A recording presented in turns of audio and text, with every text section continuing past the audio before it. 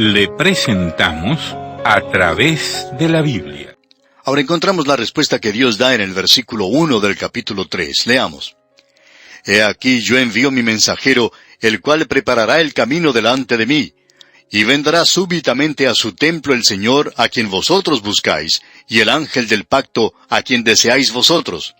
He aquí viene, ha dicho Jehová de los ejércitos. Ahora, en un solo versículo aquí, tenemos dos mensajeros. El primero es Juan el Bautista. El segundo es el mensajero del pacto, el Señor Jesucristo.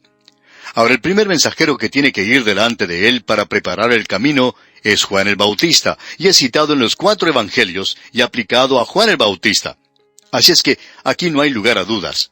Pero el mensajero del pacto nunca se cita en ninguna parte de los evangelios. ¿Sabe por qué, amigo oyente? Porque este mensajero del pacto aquí es el Señor Jesucristo. Pero esto no tiene nada que ver con su primera venida. Él no vino en la primera ocasión a juzgar. Usted recuerda que él dijo a un hombre una vez, ¿quién me ha puesto sobre vosotros como juez? Él no ha venido a juzgar aún. Él vino a salvar. Él vino a traer gracia, no gobierno. Él vino como aquel que es salvador y no soberano. No es citado, pues. Debemos decir que esta es una de las cosas destacadas en cuanto a este versículo. Ahora veamos algunos pasajes que se refieren a Juan el Bautista. Vamos a pasar por ellos rápidamente, y el primero se encuentra en el Evangelio según San Mateo, capítulo 11, y leeremos los versículos 9 y 10, que dicen, «Pero, ¿qué salisteis a ver? ¿A un profeta?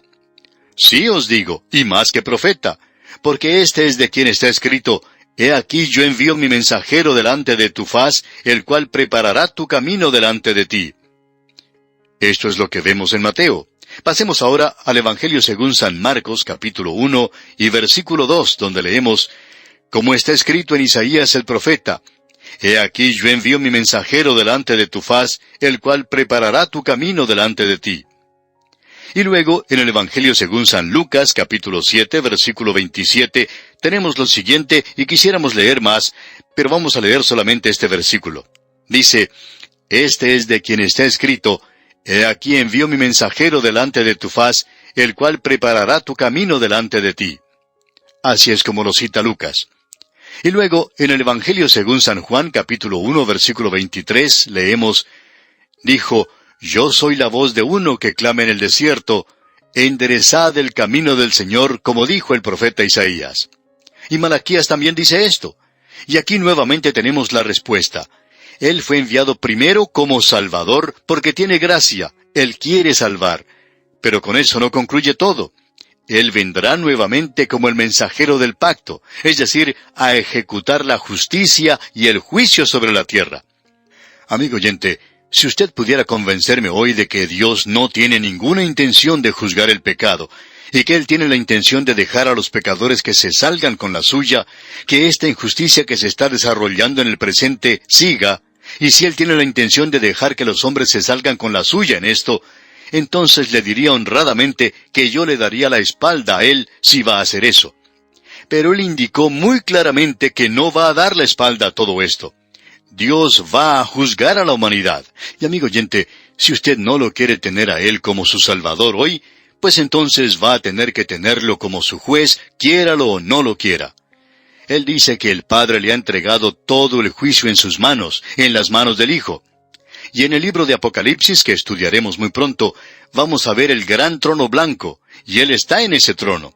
Y aquellos que están perdidos, ricos y pobres, de alta y de baja condición, grandes y pequeños, van a estar ante Él y no se van a salir con la suya, amigo oyente. No interesa quién sea usted no va a salirse con la suya. Ahora aquí en este libro de Malaquías leemos, «Y vendrá súbitamente a su templo el Señor a quien vosotros buscáis». Este es Dios, amigo oyente, manifestado en la carne. Él irá súbitamente al templo. Ahora esto no quiere decir que Él vendrá enseguida a su templo. No quiere decir esto, sino que cuando Él venga, lo hará súbitamente. Cierto hombre dijo en una ocasión, «Ustedes hablan en cuanto al rapto, donde el Señor sacará a la iglesia de este mundo». Bueno, cuando esto ocurra y Él saque a la iglesia, y cuando yo los vea a ellos partir, entonces voy a aceptar a Cristo. Ah, pero amigo oyente, entonces ya será demasiado tarde, porque la razón por la cual Él está sacando a su iglesia de la tierra es porque ya está completa.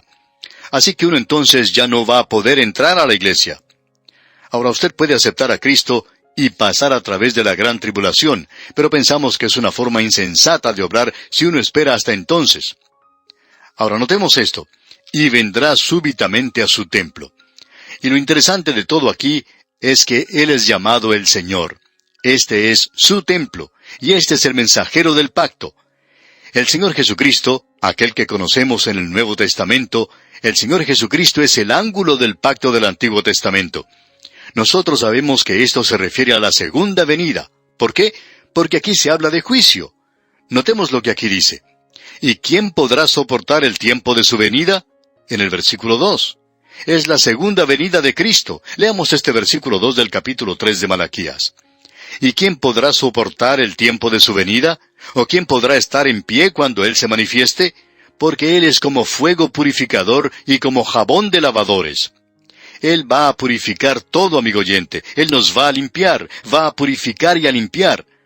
Amigo oyente, no habrá ninguna contaminación cuando Él establezca el milenio sobre la tierra. Ahora, en la primera parte del versículo 3 de este capítulo 3 de Malaquías leemos: y se sentará para afinar y limpiar la plata, porque limpiará a los hijos de Leví, los afinará como a oro y como a plata. Y usted puede apreciar que Él va a limpiar a aquellos que lleguen al milenio. Dice, los afinará como a oro y como a plata. Dos procesos: limpiar y purificar. Y limpiar es usar el jabón como se expresa aquí. Y también el fuego es usado para probar. Esta es otra forma que Dios tiene de purificarnos y probarnos. Y en la segunda parte del versículo 3 dice, y traerán a Jehová ofrenda en justicia, para que podamos ver verdaderamente a Cristo como nuestro Salvador. Y en el versículo 4 leemos, y será grata a Jehová la ofrenda de Judá y de Jerusalén, como en los días pasados y como en los años antiguos. Dios dice que en aquel día Él aceptará sus sacrificios. Pero Él dice, hoy, cuando los corazones están lejos de mí, y ustedes en realidad están en rebelión contra Dios, desobedeciéndole y envueltos en la violencia y la deshonra y el pecado, Dios dice, yo no voy a aceptar vuestra religión. Esto es algo verdaderamente tremendo, amigo oyente. Bien, vamos a detenernos aquí por hoy. Esperamos concluir este estudio del libro de Malaquías dentro de muy poco tiempo. Mientras tanto, y como lo sugerimos en nuestro programa anterior, le aconsejamos que usted lea el resto de este capítulo 3 de Malaquías para que se familiarice con su contenido. Es nuestra oración que Dios le bendiga en gran manera. Continuamos hoy, amigo oyente, nuestro viaje por este libro de Malaquías. Y volvemos hoy a este maravilloso capítulo 3 de este libro. Este capítulo fue abierto por Dios cuando Él mencionó que había dos mensajeros que vendrían. El primer mensajero debería preparar el camino para el segundo. El primer mensajero, dijimos, fue Juan el Bautista. Pero el mensajero del pacto que se menciona aquí no es ningún otro sino el Señor Jesucristo mismo. Ahora, los 4 evangelios citan la profecía en cuanto al primer mensajero como una profecía cumplida por Juan el Bautista. Pero ninguno de los evangelios citan al mensajero del pacto como algo que ha sido cumplido en la primera venida de Cristo. Y la razón para esto es obvia. Esta no es una venida en gracia, sino en juicio, o sea, esta que se menciona aquí en Malaquías. Él no viene como redentor en esa ocasión, sino como juez, como aquel que viene a establecer su reino y a dominar toda la rebelión que hay en la tierra. Y vendrá súbitamente a su templo, dice el versículo 1. No pronto, sino súbitamente, Él vendrá. El ángel del pacto, a quien deseáis vosotros, he aquí viene, ha dicho Jehová de los ejércitos. Este es el versículo 1 del capítulo 3. Los versículos que mencionamos cuando concluimos nuestro programa anterior revelan que tienen que ver con la segunda venida de Cristo, porque lo muestran a Él como uno que es grande. Porque, por ejemplo, a Él se le llama Señor, y a Él le pertenece el templo. Y aquí se nos dice, ha dicho Jehová de los ejércitos. De modo que esto es definitivamente una referencia al Señor Jesucristo en su venida por segunda vez. Se dice de Él en el versículo 3, y se sentará para afinar y limpiar la plata. O sea que aquellos que van a entrar al reino tienen que ser limpiados.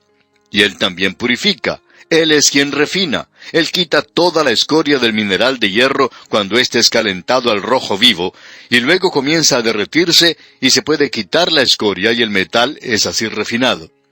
Él es, pues, el refinador, el purificador de la plata. Y luego en el versículo 4 que nos corresponde hoy leemos: «Y será grata a Jehová la ofrenda de Judá y de Jerusalén, como en los días pasados y como en los años antiguos». Esto le agradará a Jehová. ¿Por qué? Porque aquellos que lo están ofreciendo han sido limpiados y purificados. Dios no tiene ningún interés en que usted lleve a cabo algún rito hasta cuando su corazón esté bien con Él, amigo oyente, hasta cuando usted haya dejado de lado sus pecados y se haya apartado de ellos. Usted puede entrar al pecado, pero no puede permanecer en ellos. Dios no acepta esa clase de cosas. ¿Por qué no dice aquí en este versículo 4 del capítulo 3 de Malaquías: «Y será grata a Jehová la ofrenda de Judá y de Jerusalén, como en los días pasados y como en los años antiguos»? En la época de Salomón, hubo un período cuando esta gente servía a Dios de tal manera que ellos eran testigos ante todo el mundo. En la primera parte del versículo 5 ahora leemos: «Y vendré a vosotros para juicio, y seré pronto testigo contra los hechiceros y adúlteros». Y aquí tenemos una vez más estos matrimonios mixtos, cuando ellos se casaban con mujeres paganas y adoraban a los ídolos. Así entraba en la tierra de ellos el ocultismo, la hechicería, la adoración demoníaca. Y esto es algo que llena el vacío que hay en muchos países en el presente. Hay muchas personas que se están volviendo hacia el ocultismo. Esa es la razón por la cual esa película, El Exorcista, era tan popular, y quizá todavía lo es. Amigo oyente, esta es una crítica en cuanto a la iglesia del día de hoy. Por cierto que no ha llegado a llenar ese vacío. Y él dice: «Y vendré a vosotros para juicio, y seré pronto testigo contra los hechiceros y adúlteros». Estos que habían hecho estos matrimonios mixtos, que se habían divorciado de sus esposas y se habían casado con mujeres extranjeras y paganas. La última parte del versículo 5 dice: «Contra los que juran mentira, y los que defraudan en su salario al jornalero, a la viuda y al huérfano, y los que hacen injusticia al extranjero, no teniendo temor de mí, dice Jehová de los ejércitos». Es decir, que ellos no eran un buen testimonio para Dios. Y el extranjero en aquel día tendría que haber visto el testimonio de ellos para volverse a Dios. Veamos ahora la parte final de este versículo 5. «No teniendo temor de mí, dice Jehová de los ejércitos». Y luego en el versículo 6 continúa diciendo: «Porque yo Jehová no cambio. Por esto, hijos de Jacob, no habéis sido consumidos». Él es un Dios misericordioso. Dios es un Dios de juicio, pero también es misericordioso. Y la razón por la cual ellos no habían sido eliminados completamente, como los edomitas, fue a causa de la gracia de Dios, porque Dios es misericordioso. Y Él es misericordioso porque nunca cambia. Gracias a Dios por eso. Dios hoy es aún un Dios de juicio. Ese es el terror del impío. Pero Él también es un Dios que nunca cambia, en referencia a su gracia. Ese es un consuelo para cualquiera que quiera aceptar la gracia de Dios. Bien, llegamos ahora, amigo oyente, a la sexta acusación, y aquí tenemos una de estas réplicas impertinentes que esta gente le da a Dios. Hay 8 de ellas. Ya hemos visto 5 y llegamos aquí a la sexta.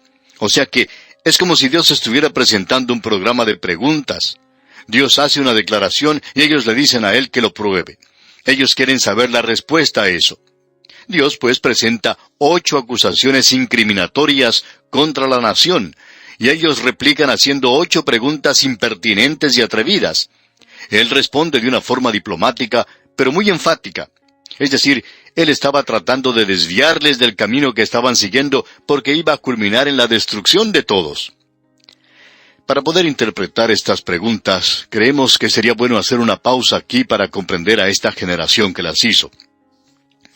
Amigo oyente, esta gente había estado en la cautividad por 70 años, y un remanente había regresado. De mala gana y con poca voluntad, por cierto, se dedicaron a restaurar la ciudad y a reedificar el templo. Ellos habían conocido los rigores del sufrimiento de la esclavitud como la de sus padres, en la pesada labor que realizaron en Egipto, y por cierto que estaban quejándose. Pero al regresar, ellos soportaron dificultades, severas persecuciones, desaliento y desmoralización. Y amigo oyente, cuando ellos regresaron, pensaron que todo iba a ser feliz y fácil y muy cómodo para ellos. Pero no ocurrió así. Estos eran métodos de disciplina de Dios. Era una forma de corregirlos.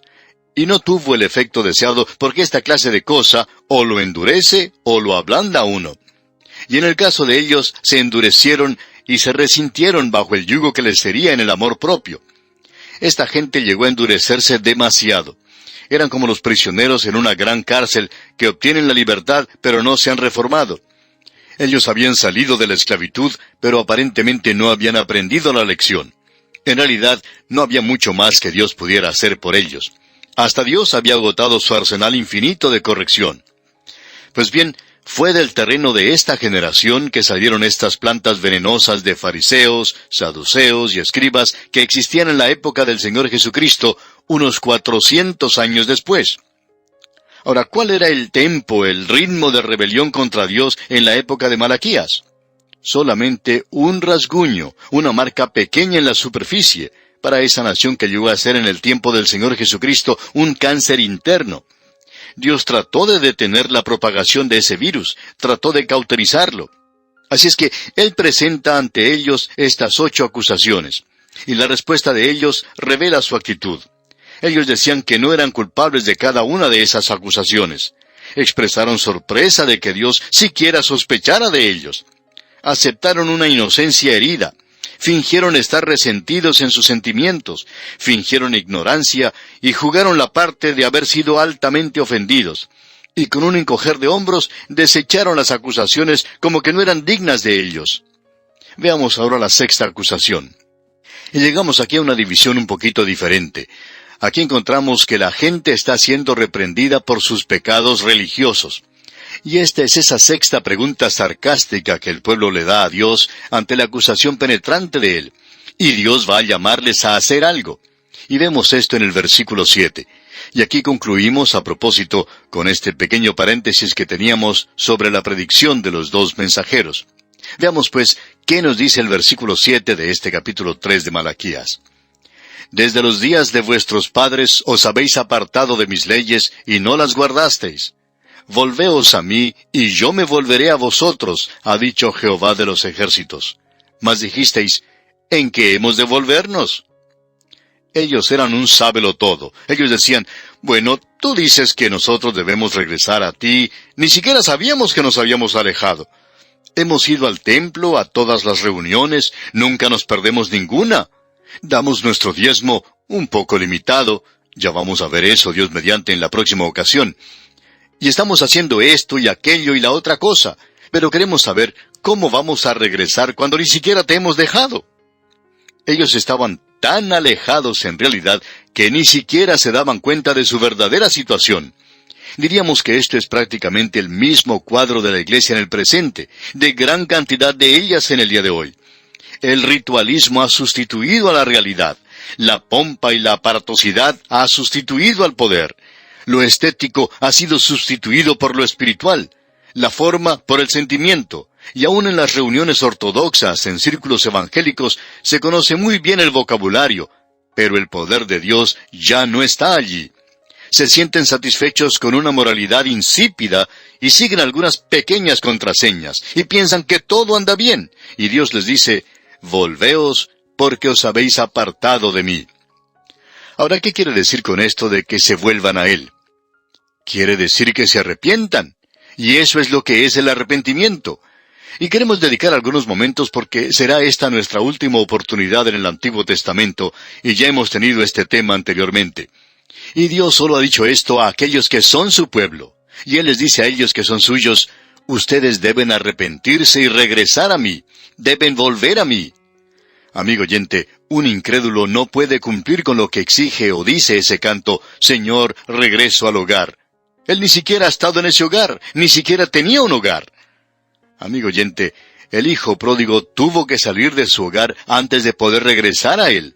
Él era un hijo todo el tiempo, pero había dejado su hogar, y él tuvo que arrepentirse, tuvo que cambiar su forma de pensar. Y el arrepentimiento tuvo que ser eso y significa exactamente eso. Tuvo que ser así. Ahora uno no tiene el significado completo del arrepentimiento cuando llega al Nuevo Testamento. La palabra griega metanoia quiere decir cambiar la forma de pensar. Quiere decir el estar caminando en una dirección y darse cuenta que se está yendo en la dirección equivocada y dar media vuelta y dirigirse entonces en la dirección opuesta. Supongamos que usted se encuentra viajando en automóvil y que pide instrucciones para llegar a tal y cual lugar. Una persona le contesta y le dice que tiene que seguir este camino hasta que llegue a tal intersección y allí dobla a la izquierda. Pero cuando usted llega a tal intersección, en lugar de voltear a la izquierda, voltea a la derecha, avanza por esa calle y luego se da cuenta que se está dirigiendo en la dirección equivocada, da media vuelta y regresa a tomar el camino correcto. Pues bien, eso es el arrepentimiento, cuando uno da media vuelta y se dirige a la otra sección, cuando descubre que había estado equivocado y ahora quiere ir en la dirección correcta. Eso es el arrepentimiento. Ahora Dios habla a los suyos. Lo interesante de notar cuando uno llega al Nuevo Testamento es que Dios siempre le dice a los creyentes que se arrepientan, aquellos que han sido sus hijos, que supuestamente han llegado a ser hijos suyos, a ellos les dice que se arrepientan. Y a todas las 7 iglesias del Apocalipsis, Dios les envía un mensaje, y eso lo veremos en nuestro estudio de Apocalipsis, y veremos que a 5 de esas iglesias Dios les dijo, arrepentíos. Pero la iglesia mártir de Esmirna no le dijo eso. Ellos estaban muriendo por él, y por supuesto que no les iba a decir eso. A la iglesia de Filadelfia, que estaba manteniéndose firme en la palabra de Dios, tampoco les dijo que se arrepintieran. Pero al resto de ellas, incluyendo a la iglesia de la Odisea, el mensaje que se enviaba era de que debían arrepentirse. Pensamos hoy que tenemos que decirle al que no es salvo que tiene que arrepentirse. Bueno, ¿de qué se va a arrepentir? ¿Para cambiar la dirección que lleva? Por cierto que sí. Pero un momento, amigo oyente, ese no es el mensaje para el incrédulo. Ese es el mensaje para los creyentes, que se arrepientan. Y pensamos que hoy se está presentando este mensaje de arrepentimiento por sobre los creyentes a los incrédulos. Y por supuesto que llega a oídos sordos. Y las personas a las cuales debe darse este mensaje están sentadas delante de aquellos que se les dice que se arrepientan. Es por eso que se le dice aún a la iglesia de Éfeso que se arrepienta. Eso es lo que tiene que hacer. Quiere decir que uno que se está dirigiendo en una dirección debe dar media vuelta y dirigirse en la otra dirección. Ahora alguien quizá nos pregunte, ¿qué dicen ustedes entonces a los incrédulos que se acercan a Jesucristo? ¿No tienen que arrepentirse? Todo el arrepentimiento que se le pide a usted se encuentra en la palabra creer. Ahora usted nos pregunta, ¿cómo sabemos esto? Bueno, considere el mensaje en la epístola a los tesalonicenses. Usted recuerda que el apóstol Pablo tuvo un ministerio maravilloso en ese lugar. Él dijo, ¿y cómo os convertisteis de los ídolos a Dios, para servir al Dios vivo y verdadero, y esperar de los cielos a su Hijo? Cuando el apóstol Pablo fue a la ciudad de Tesalónica, él no les predicó contra la idolatría. Eso era algo muy común, es cierto, pero él no predicó contra eso. Él no predicó ni siquiera contra el alcoholismo, no predicó contra ninguna de esas cosas. Esa es la razón por la cual nosotros no hacemos esas cosas. Solamente cuando la palabra de Dios habla de esas cosas en estas páginas, entonces hablamos de esto, porque nuestro mensaje hoy al mundo perdido es el que Pablo le presentó al carcelero de Filipos. Usted recuerda que el apóstol Pablo le dijo al carcelero, cree en el Señor Jesucristo y serás salvo. Pues bien, en la palabra creer se encuentra todo el arrepentimiento que se necesita. Podemos notar esto en Tesalónica. El apóstol Pablo fue enviado allí y él predicó. ¿Qué fue lo que predicó? ¿Arrepentimiento? No, amigo oyente, él predicó a Cristo. Y luego él dice, ¿y cómo os convertisteis de los ídolos a Dios? Ellos se dirigían en una dirección y el apóstol Pablo les dice, yo quiero decirles algo en cuanto al Señor Jesucristo y de cómo Él murió por nuestros pecados. Y ellos entonces se volvieron a Él. Y cuando se volvieron a Él, se volvieron de los ídolos. Y ese volverse de los ídolos es arrepentimiento. O sea que ellos dieron media vuelta. Pero todo esto se encuentra en esa palabra creer. Es necesario tener algo a qué volverse. Solamente decirle a alguien, arrepiéntase, no es suficiente. Y uno puede llorar todo lo que quiera. El autor de estos estudios bíblicos, el Dr. J. Vernon McGee, decía que cuando él era muchacho pasó en cierta ocasión al frente de la iglesia, pero que nadie habló con él. Él lloraba allí, y también un niño que estaba a su lado lloraba, y la madre de ese niño también llegó llorando. Decía él que parecía que ella hizo que todos lloraran, y todos lloraron. Y un hombre que estaba al lado de él se levantó de pronto y dijo, «Ya lo hemos hecho entrar por la oración». No sabía qué quería decir eso, decía él, pero cualquier cosa que haya sido no dio resultado. Nadie le presentó a Cristo a él. Él estaba listo para arrepentirse porque sabía que no era el mejor muchacho del mundo, aunque su madre creía que lo era. Y él podía llorar por sus pecados, pero lo que él necesitaba era Cristo Jesús. Y cuando uno se vuelve a Cristo, amigo oyente, entonces se aparta de esas cosas. Pero hay muchos hijos de Dios que están en una situación similar a la del hijo pródigo. Están por allá en un lugar apartado, y Él les dice a ellos, arrepiéntanse, regresen al hogar. Y esa es la persona que tiene que regresar. Hay muchos creyentes así. Nos damos cuenta de eso por las cartas que recibimos de muchos creyentes a quienes Dios está hablando en el presente, y usted necesita regresar al hogar. No estamos hablando en cuanto a la persona incrédula en la calle. Él le está hablando a usted, amigo oyente, y le dice que regrese al hogar. ¿Qué está haciendo usted en esa iglesia liberal? Él está invitándole a que regrese al hogar. Él le está hablando aquí a los creyentes. Estos son los hijos de Dios. Y Él dice, volveos a mí y yo me volveré a vosotros. Bueno, eso es un hijo pródigo. Él no recibió un castigo cuando regresó al hogar. Ya había recibido el castigo cuando estaba allá en ese lugar apartado. Ahora, si usted piensa que una posilga es un lugar agradable, está equivocado, amigo oyente. Cuando cualquier creyente se hunde en el pecado, testificará que no es tan divertido como él pensaba que era. Y pensamos que muchos de nosotros podemos pensar eso. Pero lo importante es que uno tiene que salir de la posilga. Y amigo oyente, si usted no sale de la posilga, entonces se tiene que dar cuenta que solo una clase de criatura vive en las posilgas. Y esos son los cerdos. Ellos son los únicos. Los hijos no viven allí, porque no les gusta. Y ellos van a salir de allí. Y Dios lo dice aquí. Ellos estaban negando que necesitaban volverse a Dios, y que estaban en necesidad de arrepentimiento. Y hay muchas iglesias hoy que piensan que todos los demás necesitan arrepentirse menos ellos. Pero lo necesitan. Es necesario que regresemos a Dios hoy mismo. Y aquí nos detenemos por hoy. Es nuestra oración que Dios le bendiga.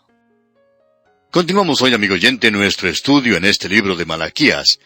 Y antes de entrar a considerar el versículo 8 del capítulo 3, quisiéramos dar atención a una cuestión que se ha presentado en el primer versículo de este capítulo, donde se menciona al mensajero del pacto. En la ocasión en que estudiamos esto, no mencionamos cuál era ese pacto.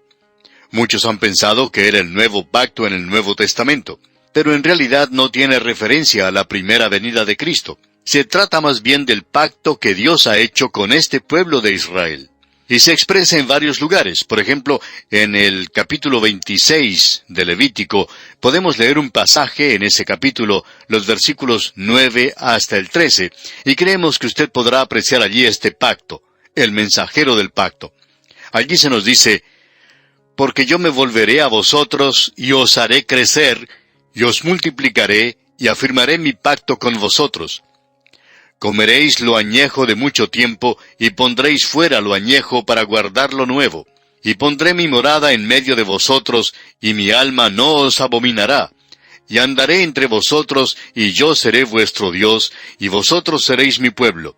Yo, Jehová vuestro Dios, que os saqué de la tierra de Egipto, para que no fueseis sus siervos, y rompí las coyundas de vuestro yugo, y os he hecho andar con el rostro erguido». Este fue el pacto que Dios hizo con ellos. Y Él finalmente lo confirmó en Deuteronomio, porque Deuteronomio es una confirmación de la ley, y la experiencia de ellos con la ley después de 40 años. En este libro, en el capítulo 4 y en el versículo 23 leemos, «Guardaos, no os olvidéis del pacto de Jehová vuestro Dios, que Él estableció con vosotros, y no os hagáis escultura o imagen de ninguna cosa que Jehová tu Dios te ha prohibido». Y por supuesto ellos habían hecho precisamente eso. Ellos se habían vuelto al ocultismo. Y toda esta sección trata con eso. Es decir, que encontramos el mensajero del pacto que viene algún día a arreglar esto. Dios va a morar en medio de ellos. Esa es la razón por la que tuvimos en la primera parte de este capítulo la limpieza y la purificación, porque Dios no andaría entre ellos a no ser que ellos fuesen obedientes a Él, a no ser que Él les hubiese limpiado y purificado. Y creemos que eso es cierto en el presente para cualquier obra del día de hoy. Ahora, en nuestro programa anterior vimos la sexta de estas expresiones sarcásticas que esta gente hace cuando Dios le hace algún reclamo. Ellos habían pretendido inocencia, lo cual, por supuesto, no era cierto, sino que revela una condición hipócrita. Y Dios les pidió que regresaran a Él, que se arrepintieran. Y ellos se comportaron en el versículo 7 como si no se hubieran alejado a ninguna parte. Decían, bueno, nosotros hemos ido al templo, y el templo estaba lleno. Nosotros estábamos llevando a cabo todos los ritos. ¿Cómo es eso de que nos arrepintamos? ¿Qué quieres decir con que volvamos a ti? Ya estamos aquí. No nos hemos ido a ninguna parte. Sin embargo, amigo oyente, Dios les responde que ellos sí se han apartado. Ustedes estarán llevando a cabo todos esos ritos, pero su corazón está lejos de mí. Y hablando francamente, amigo oyente, creemos que esto es cierto en muchas de las así llamadas iglesias conservadoras hoy. La gente pasa a través de ciertos ritos que esta gente tiene, utilizan las expresiones correctas, usan el vocabulario correcto. Hay muchas personas que saben cuándo decir alabado sea el Señor y aleluya, pero sus corazones están lejos de eso. Y lo cierto es que Él nos va a pedir que nos arrepintamos. Y esto parece ser la cosa más difícil de hacer para cualquier persona, el arrepentimiento, especialmente los creyentes. Y no sabemos por qué debe ser así. Nosotros deberíamos ser las personas para las cuales esto debiera ser lo más fácil de hacer, el arrepentirnos. En cierta iglesia, hace muchos años, uno de los que estaba a cargo de cierta actividad en ella, sugirió al cuerpo de ancianos quienes estaban hallando faltas con el pastor y con todo lo que ocurría allí. Este hombre, pues, les dijo que pensaba que estos ancianos estaban en necesidad de arrepentirse. Y estos hombres trataron a ese señor de tal manera que le causó tal disgusto que provocó su muerte. La forma en que le trataron fue provocada por la sugerencia de este hombre de que un grupo de ancianos como ellos necesitaba arrepentirse. Y esto, amigo oyente, es muy cierto aquí en este caso. Esta gente estaba diciendo, ¿en qué hemos de volvernos? ¿Cómo nos vamos a arrepentir? Nosotros somos la gente buena que no necesitamos arrepentirnos. Los de afuera son quienes necesitan arrepentirse. Y ellos le preguntaron a Dios en qué forma se deberían volver. Y Él, por cierto, que abre una herida aquí. Aquí es donde pone el dedo en la llaga. Y francamente, amigo oyente, este es el punto donde quizá usted debe cambiar de emisora, porque esto no va a ser muy agradable de aquí en adelante. Este libro no ha sido muy agradable, por cierto, pero lo disfrutamos porque aquí se nos está hablando directamente a nosotros, como también a usted, amigo oyente, y a cualquier otra persona.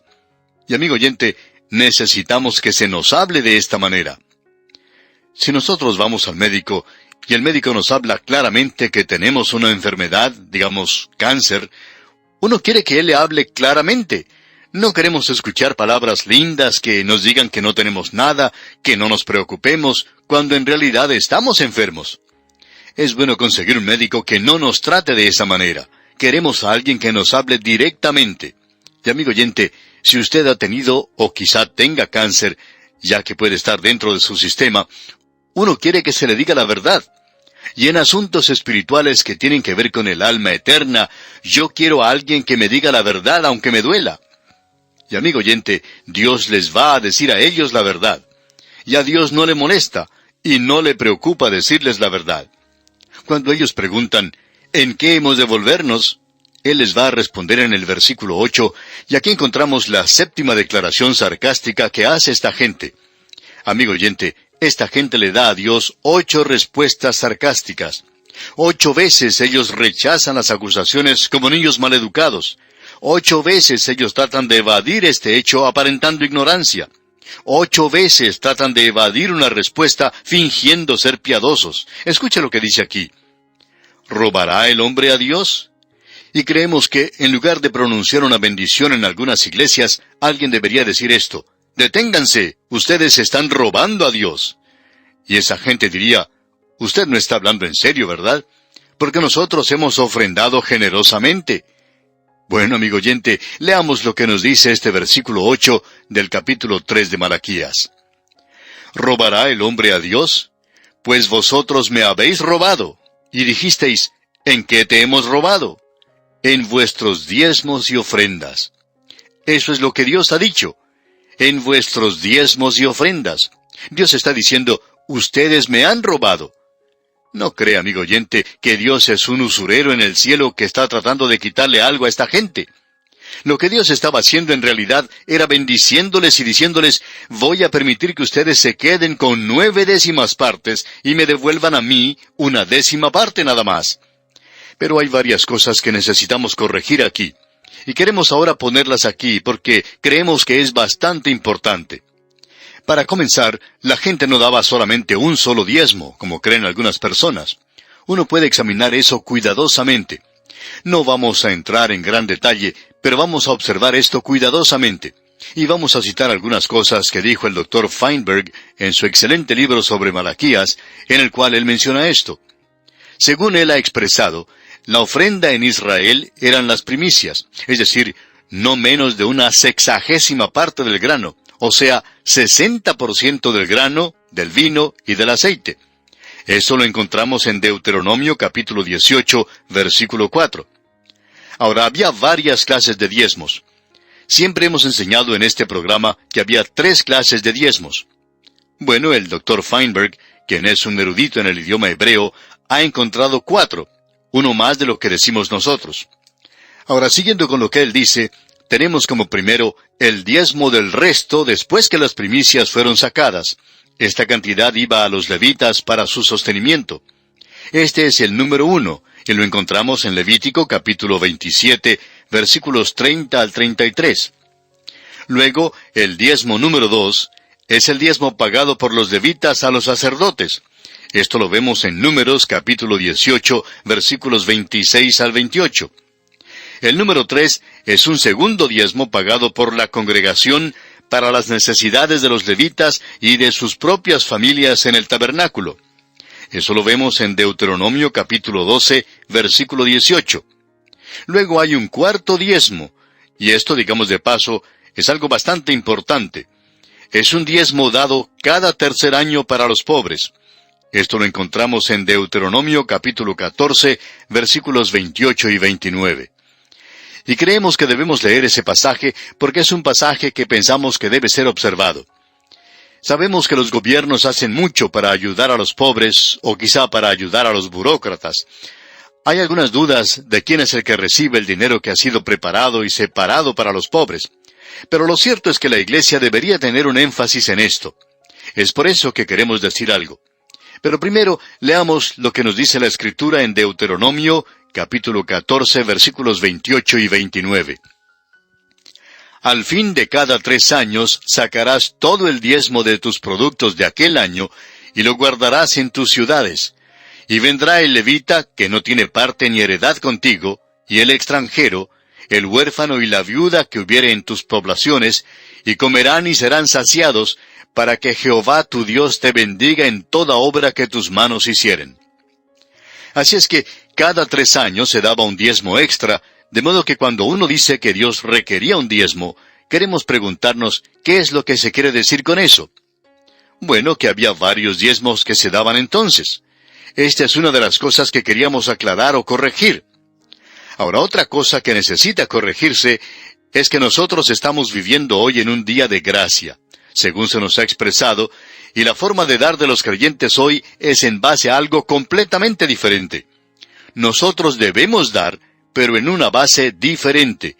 No creemos que la Iglesia hoy esté bajo el sistema del diezmo, que es un sistema legal. Ahora, esto no quiere decir que algunas personas no deberían dar un diezmo al Señor. Esa puede ser la forma en que el Señor hace que ellos den. Pero aquí tenemos la forma en que la Iglesia primitiva daba. El apóstol Pablo utilizó a los creyentes de Macedonia como un ejemplo cuando él escribió a los Corintios en su segunda epístola a los Corintios, capítulo 8, versículo 2, donde él dice que en grande prueba de tribulación, la abundancia de su gozo y su profunda pobreza abundaron en riquezas de su generosidad.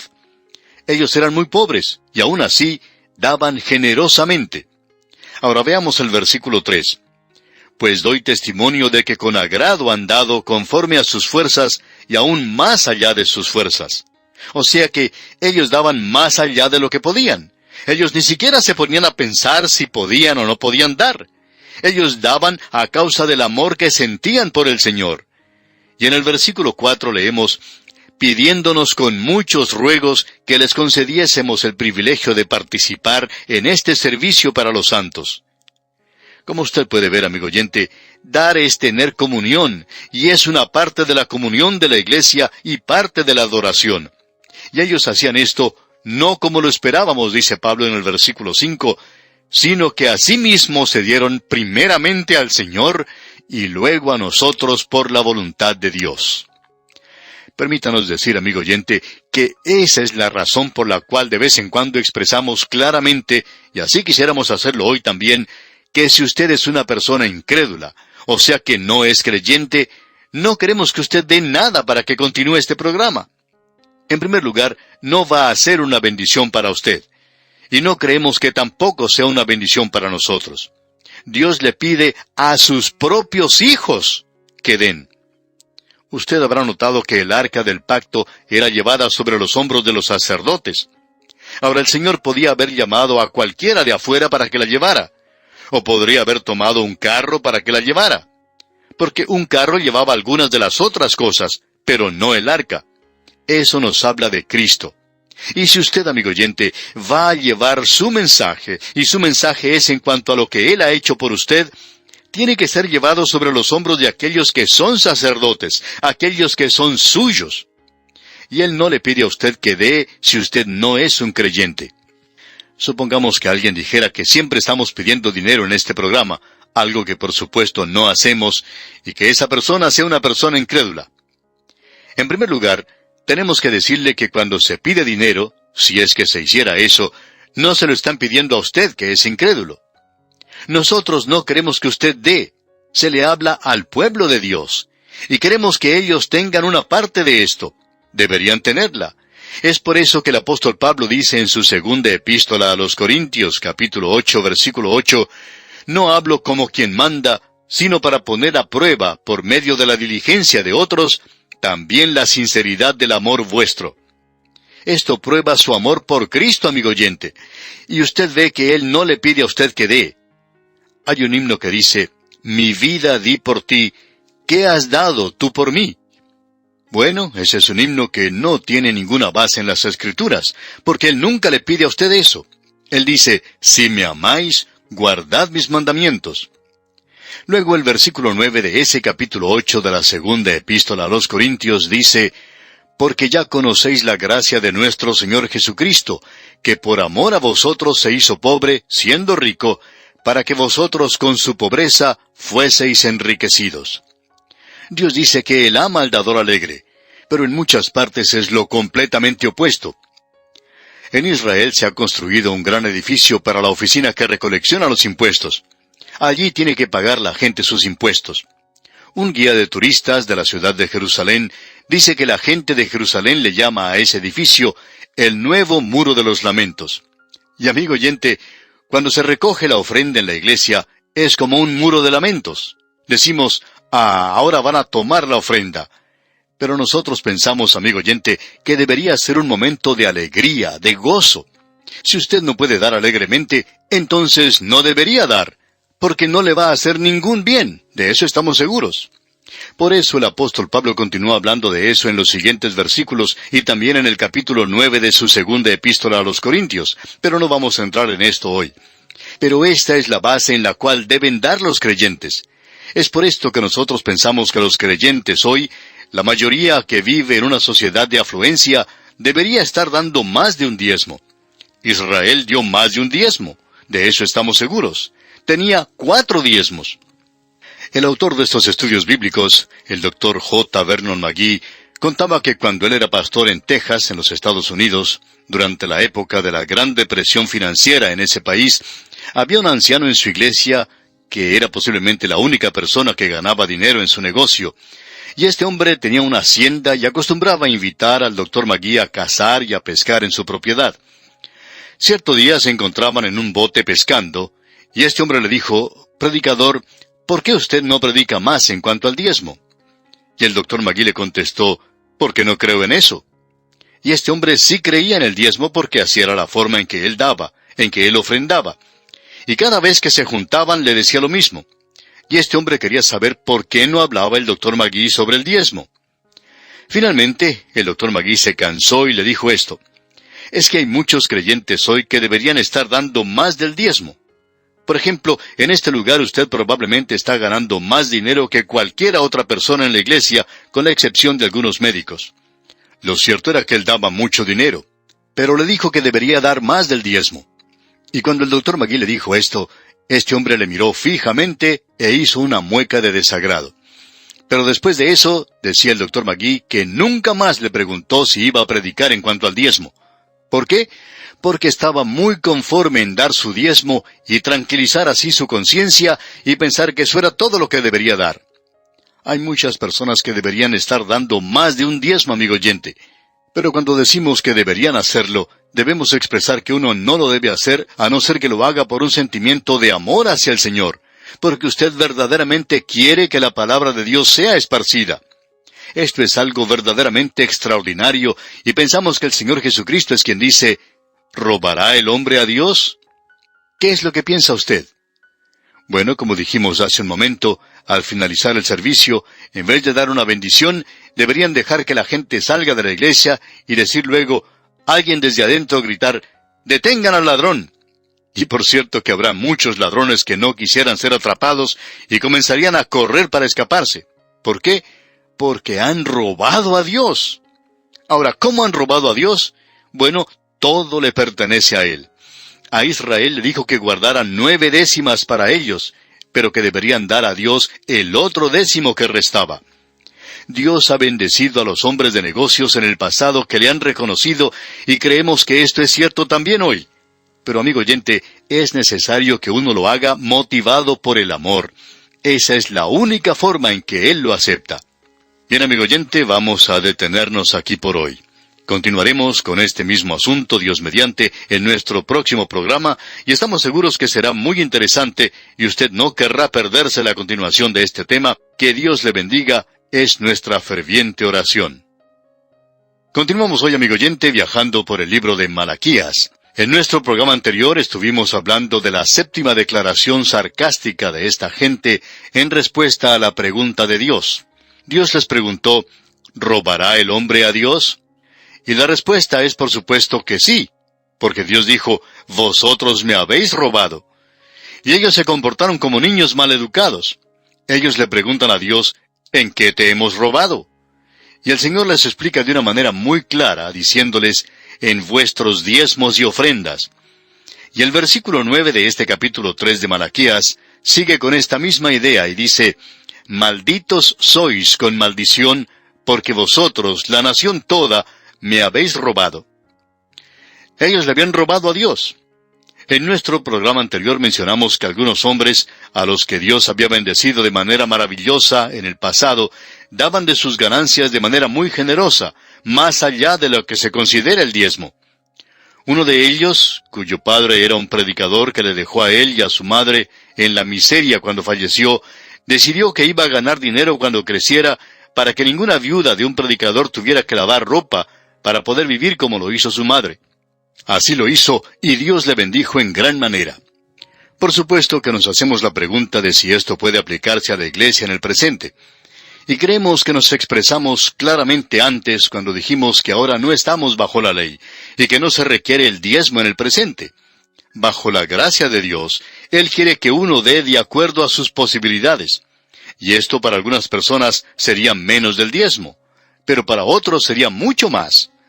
Opinamos que muchos hoy deberían estar dando más de lo que dan a Dios. Para darle una idea de cómo funciona esto, queremos contarle que cerca de las oficinas centrales de A Través de la Biblia en California, se han establecido las oficinas principales de 3 sectas grandes en las cuales la gente es colocada bajo la ley y es mantenida bajo la ley. A ellos se les obliga a dar el diezmo. Esto es parte de su sistema. Si usted quiere pertenecer a esa secta, tiene que dar el diezmo. Estas 3 sectas son las más ricas que nosotros conocemos. Ahora pensamos que nuestra tarea es algo grande, y lo es, gracias al Señor. Pero al lado de estas sectas, no somos realmente nada. Ellas tienen millones y millones que reciben constantemente. ¿Por qué? Porque aún bajo el diezmo, ese antiguo sistema legal, se puede recibir mucho dinero. Ahora, ¿no le dice esto algo a usted, amigo oyente? ¿No le dice esto que el pueblo de Dios, bajo la gracia, no está dando cuanto debiera dar? Creemos que nos revela claramente que el pueblo de Dios no está dando para su obra como debería hacerlo. Y esta es una de las razones por la cual no hay las bendiciones que debería haber en la obra de Dios en el presente. Hay muchas iglesias hoy donde el pastor está enseñando la palabra de Dios, pero parece que no está yendo a ninguna parte. Y creemos que Dios está diciendo claramente que Él aún mira esto, y es lo que usted está dando. Y si una iglesia no está dando, a esa iglesia Dios no le ha prometido ninguna bendición. Cualquier persona que se dedica a Dios va a recibir bendiciones de su parte, aunque éstas no sean materiales. Se nos dice que nos bendijo con toda bendición espiritual en los lugares celestiales en Cristo. Y Dios bendecirá de una forma misericordiosa a aquellos que son generosos con Él. Nosotros opinamos que este es un principio que se puede apreciar a través de toda la palabra de Dios. Y esa es la razón por la cual muchas iglesias, que eran iglesias bíblicas, sencillamente se han secado, han muerto en la vid. Creemos que puede descubrirse que eso ha sucedido porque la gente no está ofrendando ni diezmando como debería haberlo hecho. Si nosotros abrimos nuestro corazón a Dios, Él nos colmará de bendiciones. No necesariamente bendiciones materiales, sino con bendiciones espirituales. Él le había prometido bendiciones materiales a su pueblo, pero a nosotros nos ha prometido bendiciones espirituales en los lugares celestiales. Ahora Dios cumplió con su promesa a su pueblo. En la época de Ezequías hubo un avivamiento, y en el segundo libro de Crónicas, capítulo 31, versículo 10, leemos: «Y el sumo sacerdote Azarías, de la casa de Sadoc, le contestó: Desde que comenzaron a traer las ofrendas a la casa de Jehová, hemos comido y nos hemos saciado, y nos ha sobrado mucho, porque Jehová ha bendecido a su pueblo, y ha quedado esta abundancia de provisiones». Es decir, que la gente estaba dando más que lo suficiente.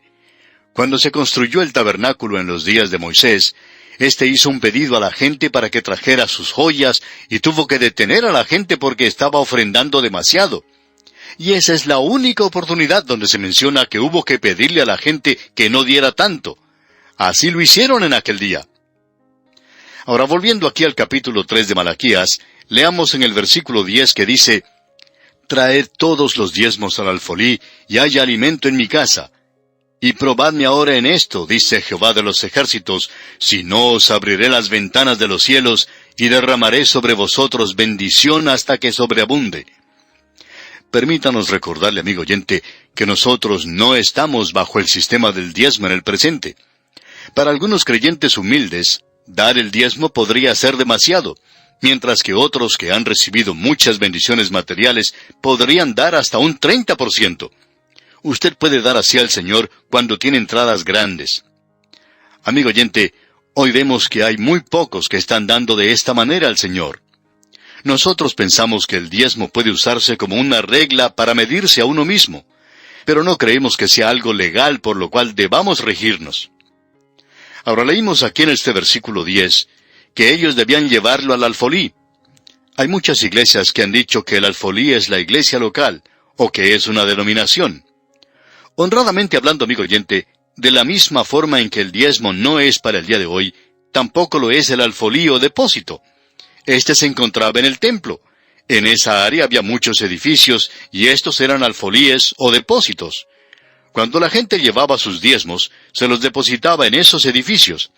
Eso lo podemos ver en el libro de Nehemías, algo que tuvo lugar antes de lo que vemos aquí.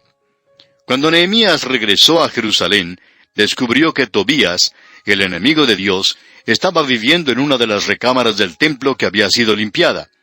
Fue limpiada porque la gente no estaba dando generosamente, así es que allí hicieron un apartamento.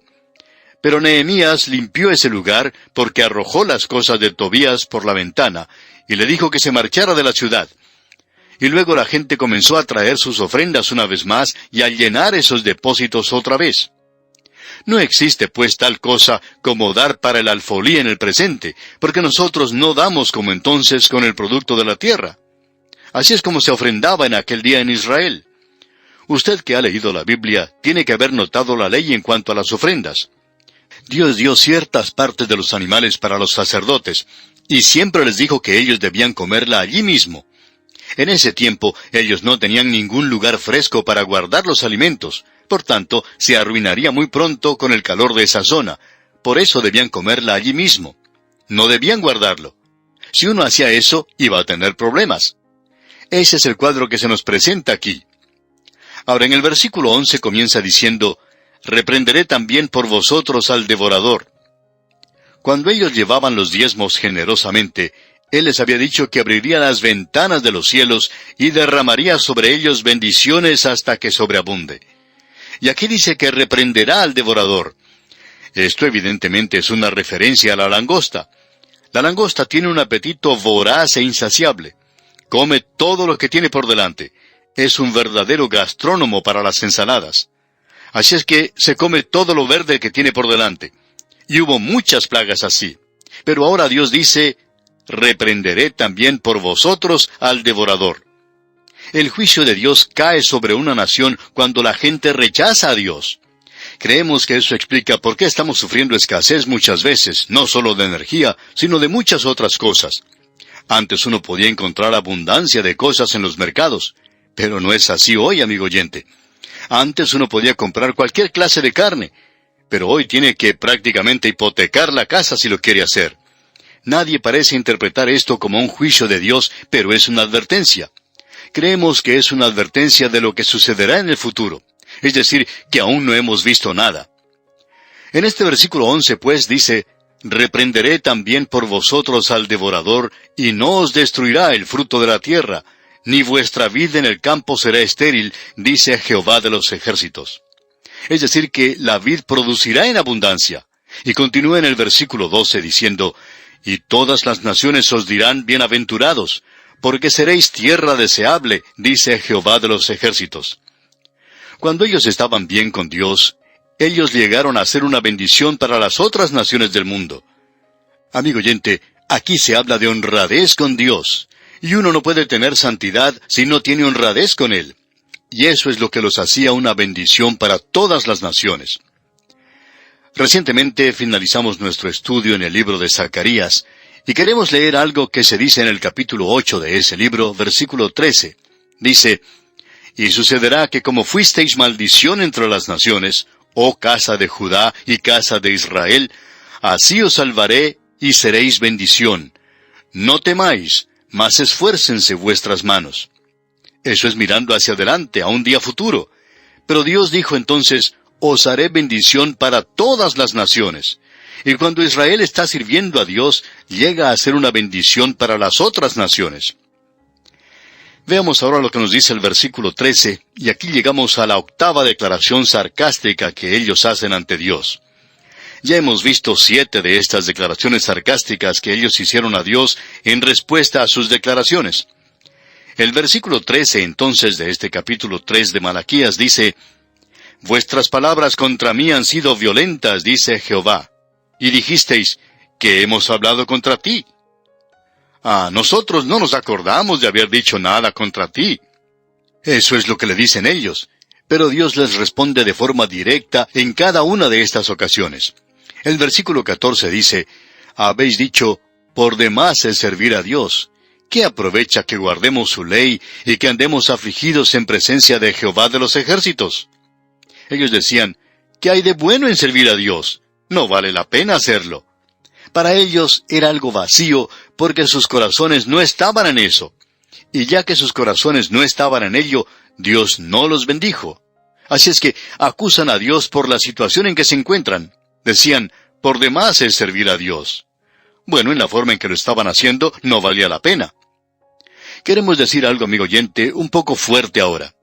Hay personas en la iglesia los domingos por la mañana que creemos que se beneficiarían más si salieran a dar un paseo que si fueran a la iglesia. El corazón de ellos no está allí. Van solo a criticar a los demás, solo miran a los demás o se duerme la siesta. Si su corazón no está en ello, amigo oyente, si usted no le ama, si usted no quiere alabarle y adorarle, si no quiere servirle, entonces no tiene ningún valor. Esto es cierto hoy también. El Señor Jesucristo dijo que hoy nosotros nos encontramos en una posición ideal, maravillosa, hermosa. Él le dijo a la mujer samaritana, «Mujer, créeme, que la hora viene cuando ni en este monte ni en Jerusalén adoraréis al Padre». Y esta gente estaba ofreciendo sacrificios en ese monte. Y él dice, «Ni en Jerusalén». Jerusalén no es un lugar para adorar a Dios. Allí existe toda clase de lo llamado cristianismo, pero todo está tan lejos del Señor Jesucristo y de los apóstoles como jamás pudiera estar. El Señor dijo, «Ustedes no adorarán en Jerusalén. Los verdaderos adoradores adorarán al Padre en espíritu y en verdad». O sea, ellos amarán la palabra de Dios, ellos querrán servirle, querrán obedecerle, querrán adorarle y alabarle. Cierto hombre le dijo a un creyente en una ocasión, «Bueno, yo creo que voy a ir a parar al infierno porque juego al golf los domingos». Y el creyente le respondió, «Usted no va a ir a parar al infierno porque juega golf los domingos, sino porque ha rechazado al Señor Jesucristo. El deporte no tiene nada que ver con esto». Y a veces sería preferible que algunos miembros de la iglesia se fueran a practicar algún deporte que permanecer en la iglesia, porque siempre están provocando desórdenes y conflictos en la iglesia. Ellos no están adorando en espíritu y en verdad. Amigo oyente, toda esta religión externa no es buena. Lo que es de valor es la condición de su corazón y su relación con el Señor Jesucristo. Y en este versículo 14 del capítulo 3 de Malaquías leemos, «Habéis dicho, por demás es servir a Dios. ¿Qué aprovecha que guardemos su ley y que andemos afligidos en presencia de Jehová de los ejércitos?» En lo que al Señor se refiere, la adoración de ellos era algo vano y vacío. Pero el problema no estaba en Dios, sino en ellos.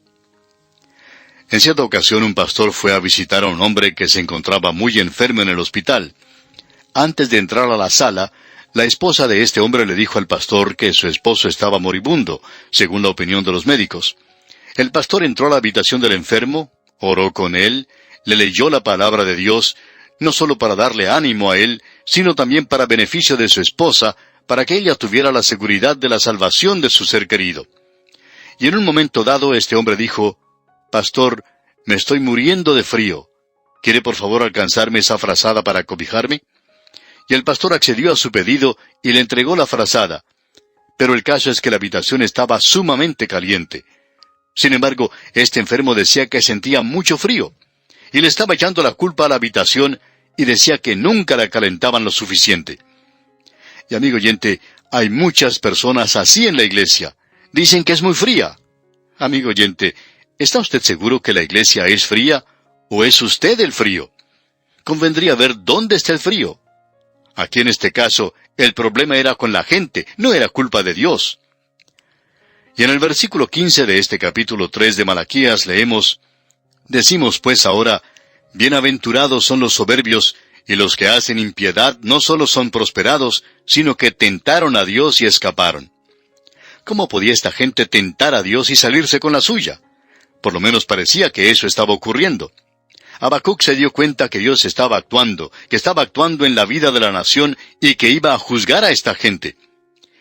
Pensamos que si nosotros pudiéramos ver lo que está ocurriendo al lado de Dios, clamaríamos ante Él para que tuviera misericordia de nosotros, porque pensamos que Él está actuando, aunque parece que no lo reconocemos.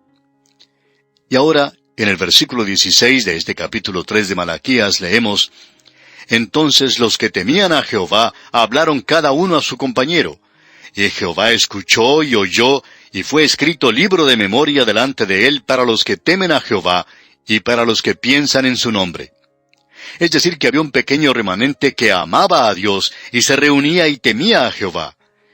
Y hablaba el uno con el otro en la comunión que tenían. Y Jehová escuchó y oyó. No tenemos tiempo ahora para desarrollar este pensamiento, pero a través de toda la Escritura existe esta idea de que Dios escribe lo que sucede. Pero no creemos que se refiera a un libro en el mismo sentido en que lo conocemos nosotros. Dios no está escribiendo un libro. Dios no se olvida nunca, por tanto, no necesita ese libro. Y tampoco creemos que tenga una computadora. No creemos que eso le haga falta de ninguna manera. Si él llegara a tener algo, creemos que podría ser una computadora. Ahora, lo que quiere decir es precisamente lo que se expresa aquí. Y fue escrito libro de memoria delante de él. Y vamos a ver cuando lleguemos a nuestro estudio del libro de Apocalipsis que existe el peligro de ser borrado. Ahora, ¿quiere decir eso que uno puede perder la salvación? No, amigo oyente, no creemos eso, pero vamos a estudiar esto antes de llegar a Apocalipsis para poder comprender bien lo que este libro quiere decir. Y bien, vamos a detenernos aquí por hoy. Es nuestra oración que Dios le bendiga abundantemente. Continuamos hoy, amigo oyente, nuestro viaje por el libro de Malaquías, y estamos en el capítulo 3. En el programa anterior llegamos a esta sección donde se menciona la octava pregunta sarcástica que esta gente presenta al Señor. Ahora ellos siempre se sentían ofendidos, siempre se sentían heridos en su amor propio cuando Dios les hacía alguna pregunta. Y usted recuerda que Dios les dijo en el versículo 13, «Vuestras palabras contra mí han sido violentas, dice Jehová, y dijisteis, ¿qué hemos hablado contra ti?» Y Dios les contesta de una manera directa.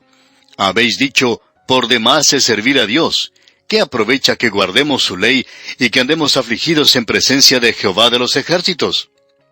Esto lo pudimos ver antes allá en el libro de Zacarías. Esto es algo que continuaba todavía. Lo vimos aún en la época del Señor Jesucristo, cuando Él vino a la tierra. Ellos estaban llevando a cabo un rito y un cierto formalismo. Allí estaban los fariseos y los saduceos, los herodianos y los escribas, todos llevando a cabo cierta forma de religión. Todo era apariencia de piedad, pero ellos en realidad estaban negando el poder de esa piedad. Ahora alguien quizá pregunte, ¿y podrían ustedes darnos una definición de lo que es la verdadera adoración? Bueno, se nos presenta una muy buena definición en las Escrituras. Está en el libro de Isaías, en el Antiguo Testamento, en el capítulo 58, versículo 3. Y vamos a dedicar algún tiempo a considerar esto, y leeremos esto. Dice, «¿Por qué, dicen, ayunamos y no hiciste caso, humillamos nuestras almas y no te diste por entendido? He aquí que en el día de vuestro ayuno buscáis vuestro propio gusto y oprimís a todos vuestros trabajadores». Como usted puede ver, amigo oyente, hay el mismo problema allí en el libro de Isaías. Ellos ayunaban y humillaban a sus almas, pero Dios no hizo nada en cuanto a esto. Escuchemos ahora lo que dice parte del versículo 4 de ese mismo capítulo 58 de Isaías. «He aquí que para contiendas y debates ayunáis». Ellos solamente querían tener un argumento religioso. Dios les dice que no le interesa a Él nada en cuanto al ayuno de ellos, y que quieren debatir la religión y tener tanto celo. Había mucho relacionado con eso. El autor de estos estudios bíblicos, el Dr. J. Vernon McGee, contaba que con cierta frecuencia recibía alguna carta bastante extensa, donde él se daba cuenta solamente mirando el sobre y en la forma en que estaba escrito, que alguien quería comenzar alguna controversia o hacerle cambiar de una posición que él había tomado. Por lo general, decía él, abría la carta y veía quién la escribía. Comenzaba a leerla y pronto se daba cuenta que era alguien que trataba de comenzar algún argumento. Por lo general, eran 10 o 15 o 20 páginas, y a veces escritas tan apiñadamente que era imposible leerla aunque quisiera hacerlo. Pero por lo general, nunca las leía. Decía que quizá estaba perdiendo algo al hacerlo así, pero, como quiera que fuera, posiblemente era mejor perderlo, ya que eso iba a parar al cesto de los papeles. De vez en cuando la secretaria leía la carta y resumía lo que la carta decía, y luego todo iba a parar al cesto de los papeles. Ahora, lo que queremos decir es que si usted, amigo oyente, opina diferente en cuanto a la interpretación, ese es su privilegio, esa es su prerrogativa. Pero, amigo oyente, si usted cree que la Biblia es la palabra de Dios, creemos que lo que usted debe hacer es orar por nosotros si piensa que nuestra interpretación está equivocada. Puede que así sea. Usted debería probar eso, pero no trate de corregirlo. Porque, amigo oyente, los expertos han tratado de hacer esto y han fracasado. Quizá no son tan obstinados y tercos como lo somos nosotros. Ahora notemos lo que dice el versículo 5 del capítulo 58 de Isaías. «Es tal el ayuno que yo escogí, que de día afligía el hombre su alma, que incline su cabeza como junco y haga cama de cilicio y de ceniza. ¿Llamaréis esto ayuno y día agradable a Jehová? ¿No es más bien el ayuno que yo escogí, desatar las ligaduras de impiedad. Esta es la verdadera adoración. Soltar las cargas de opresión y dejar ir libres a los quebrantados y que rompáis todo yugo. ¿No es que partas tu pan con el hambriento y a los pobres errantes albergues en casa, que cuando veas al desnudo lo cubras y no te escondas de tu hermano? Entonces nacerá tu luz como el alba, y tu salvación se dejará ver pronto, e irá tu justicia delante de ti, y la gloria de Jehová será tu retaguardia. Lo que él está diciendo es esto, que cuando uno va a adorar a Dios, debe estar seguro de que tiene una vida que sirva de apoyo, de base a lo que uno tiene que decir. Así es que aquí tenemos una definición del Antiguo Testamento de lo que es la verdadera adoración. Uno tiene que tener una vida que soporte eso. El rito en sí no tiene ningún valor a no ser que el corazón esté bien ante Dios. Esto es algo que siempre debemos tener en cuenta. Ahora, volviendo a Malaquías, continuamos nuestro estudio con el versículo 16 del capítulo 3, que dice: Entonces los que temían a Jehová hablaron cada uno a su compañero, y Jehová escuchó y oyó, y fue escrito libro de memoria delante de él para los que temen a Jehová, y para los que piensan en su nombre. Dice, y fue escrito libro de memoria delante de él. Este asunto de un libro que fue escrito es algo que vamos a tratar cuando estudiemos el libro de Apocalipsis. Pero en nuestro programa anterior dijimos que queríamos decir algo en cuanto a esto en el programa de hoy, y se enlaza con el libro de Apocalipsis en este sentido. En el libro de Apocalipsis, Dios dice que quitará, que borrará el nombre del libro de la vida. Y queremos decir que esa es una de las expresiones más severas que uno puede encontrar. Y este pasaje del libro de Apocalipsis es uno de los más difíciles de ese libro de comprender. Y él dice que es capaz de borrar sus nombres, de quitar sus nombres del libro de la vida. El versículo 5 del capítulo 3 de Apocalipsis dice: El que venciere será vestido de vestiduras blancas, y no borraré su nombre del libro de la vida, y confesaré su nombre delante de mi Padre y delante de sus ángeles. Debido a lo que tenemos aquí, queremos hacer una sugerencia. Si usted piensa que Dios ha preparado un libro allá arriba donde está apuntando todo, bueno, no creemos que eso sea así, amigo oyente. Hablando francamente, la única forma en que usted y yo podemos comprender esto es a causa de esta expresión retórica. Podemos comprender que Él anota en el libro de la vida a aquellos que son salvos. Podemos comprender que puede escribir en un libro a aquellos que recibirán una recompensa, algún reconocimiento. Eso lo hace más claro para nosotros.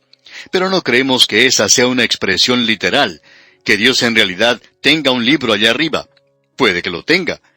Se nos dice en la última parte del libro de Apocalipsis, cuando los incrédulos son llevados ante el gran trono blanco, que los libros fueron abiertos y había varios libros allí. Y también había el libro de los que eran salvos. Nosotros queremos expresar nuestra opinión de que esto es posiblemente más como una tarjeta o libreta de calificaciones, como las que uno acostumbraba a recibir en la escuela. Si uno es estudiante, recibe una libreta o tarjeta de calificaciones. Y todo lo que se requiere es que uno esté matriculado en la escuela. Ahora, para poder estar en el libro de la vida del Cordero, uno debe aceptar a Cristo como su Salvador personal. Y de allí uno nunca será quitado.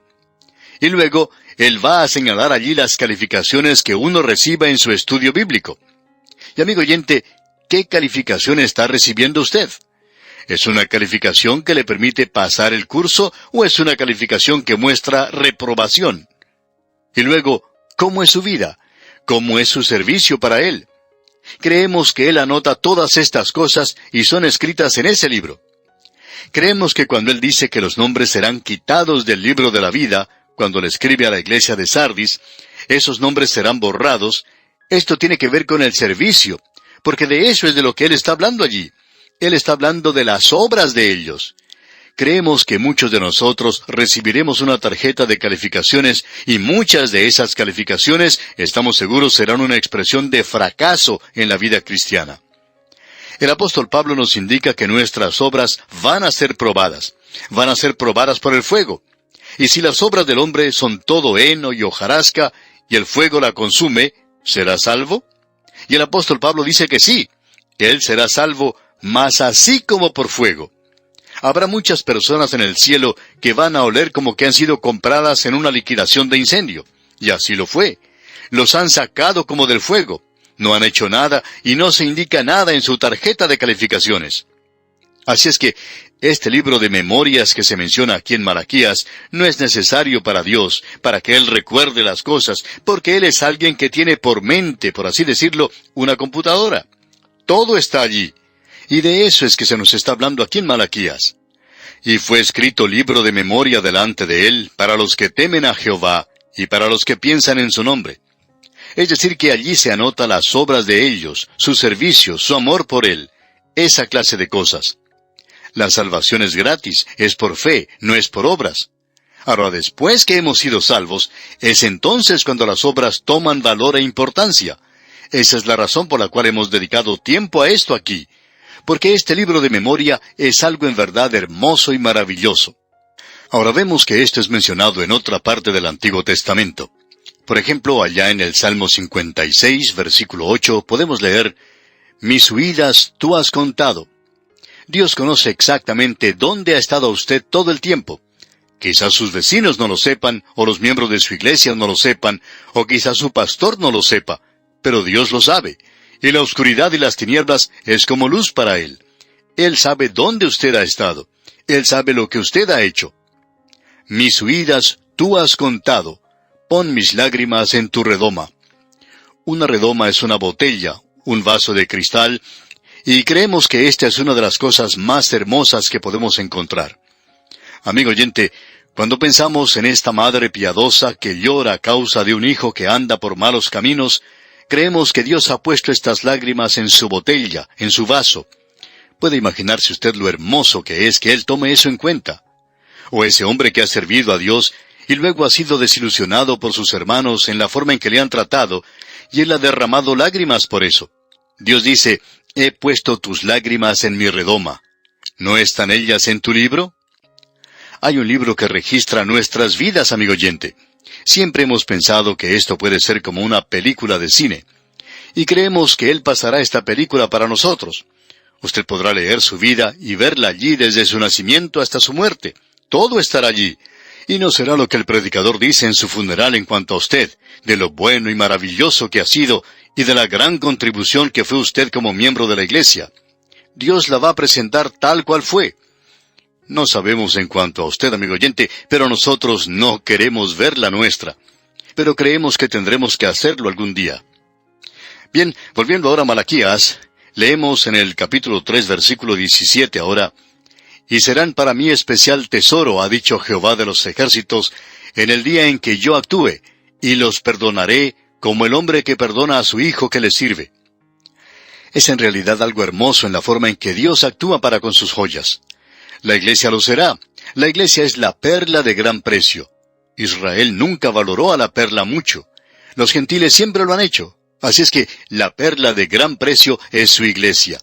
Y Dios va a guardar sus joyas como especial tesoro, y habrá muchas de ellas. Y este versículo 17 dice, «Y serán para mí especial tesoro, ha dicho Jehová de los ejércitos, en el día en que yo actúe, y los perdonaré como el hombre que perdona a su hijo que le sirve». Este será el remanente durante este tiempo. Y luego el versículo 18 continúa diciendo, «Entonces os volveréis y discerniréis la diferencia entre el justo y el malo, entre el que sirve a Dios y el que no le sirve». Estamos viviendo, amigo oyente, en un día de la misma forma en que ellos estaban viviendo en ese tiempo.